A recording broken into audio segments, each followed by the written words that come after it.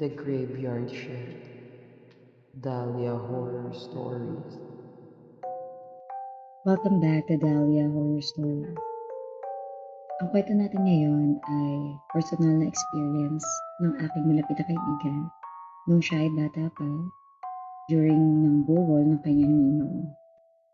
So this happened sa Pasay and he is around 9 years old. Yung tito niya ay namatay, bata pa din, 33 to 34 years old. Namatay ito dahil meron siyang cancer sa baga at komplikasyon sa diabetes. Yung ninong niyang yun ay hindi na nakapangasawa. Pero, ayon sa kwento niya, ito daw yung pinakagwapo sa kanilang magkakapatid o sa lahat ng kanyang ninong at tito.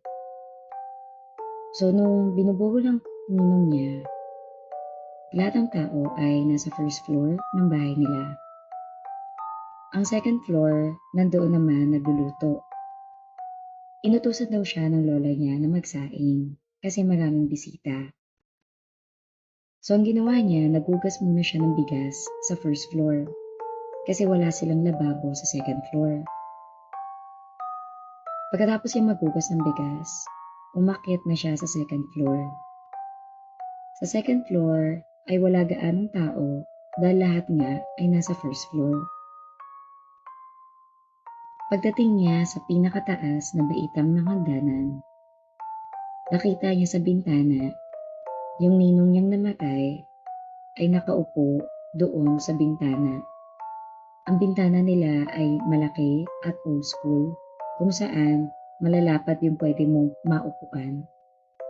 Ang suot daw ng ninong niya ay sandong puti at checkered na shorts. Yun ang suot ng ninong niya nung araw na mamatay siya. Sa takot niya, minadali niyang ilagay yung isasaing niya sa rice cooker.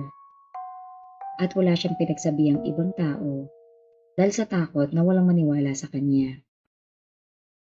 Pagkatapos ng ilang araw, normal naman ang lahat. Walang ibang kakaibang nangyari. Pero sa mismong araw ng libing, pag-uwi nila sa bahay, kinagabihan, kumakain siya at ang lola niya at sila lang dalawa ang nasa bahay ng oras na yun. Nang bigla silang may narinig, ang sabi ay, "Nanay." Natigilan yung friend ko sa pagkain niya. Habang yung lola naman niya ay biglang napatingin sa kanya. At bigla siyang tinanong nito ng, "Narinig mo ba yun?" Kinilabutan silang dalawa kasi ang akala niya ay siya lang ang nakarinig ng boses na nagsabi ng Nay. Pero dalawa pala sila ng lola niya. Nung sinabi niya na opo, narinig ko po yun, ang sinabi lang daw ng lola niya ay ipagdasal mo na lang siya.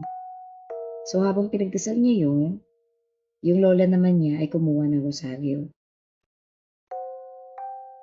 Pagkatapos nun, natigil na ang pagpaparamdam ng kaluluwa ng kanyang ninong sa bahay nila. At doon na po nagtatapos ang ating kwento. Ikaw, may horror experience ka ba? Kung meron, send mo na sa akin yung dito sa TikTok or email mo sa akin. Ang link ay nasa TikTok bio ko.